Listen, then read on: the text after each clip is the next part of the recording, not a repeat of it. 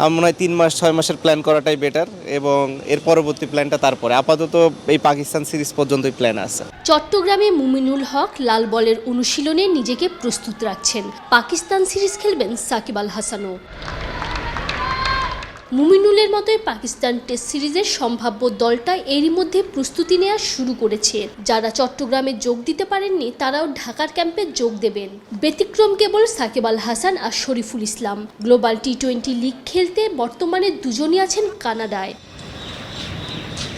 NOC 12 August পর্যন্ত থাকলেও শোনা গেছে কন্ডিশনিং ক্যাম্পের শেষের দিকে দলের সাথে যোগ দেবেন শরীফুল। তবে সাকিব যেন বিশাল এক ধাঁধার নাম। ঠিক কবে দলের সাথে তাকে দেখা যাবে আগেভাগেই জানার কোনো উপায় নাই।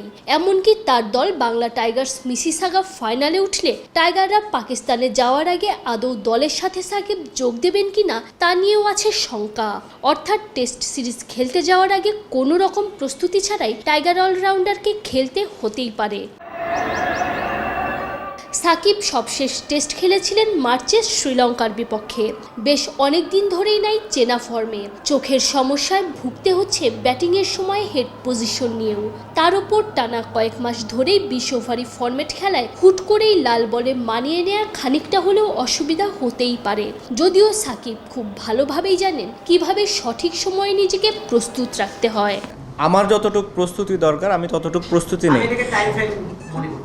জি জি না, যেটা হয় যে ধরেন আমি মিরপুরে এসে 3 দিন ট্রেনিং করেছি, তার মানে এই না যে কিন্তু আমি 3 দিনই ট্রেনিং করেছি।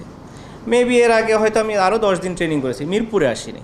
যেহেতু আপনারা মিরপুরে থাকেন, মিরপুরের বাইরে আমি শিওর আপনারা দেখতে পাবেন না।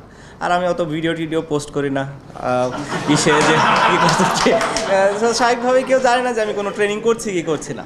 তবুও লাল বলের ক্রিকেটে সাকিবের প্রস্তুতির ঘাটতি নিয়ে একটা যদি কিন্তু তো থেকেই যায়। 250-টিরও বেশি ডিজাইন অপশন নিয়ে ওয়ালটন স্মার্ট ফ্রিজ, বোঝে আপনার প্রয়োজন।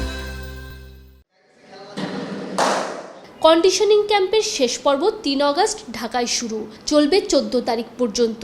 তার দুদিন বাদেই বাংলাদেশ যাবে পাকিস্তানে। 21 তারিখ থেকে রাওয়ালপিন্ডিতে প্রথম টেস্ট শুরু হয়। সেখানে আগে থেকে কোনো প্রস্তুতি ম্যাচ খেলার সুযোগই থাকছে না বাংলাদেশের সামনে। তানজিম ঐশী, অলরাউন্ডার।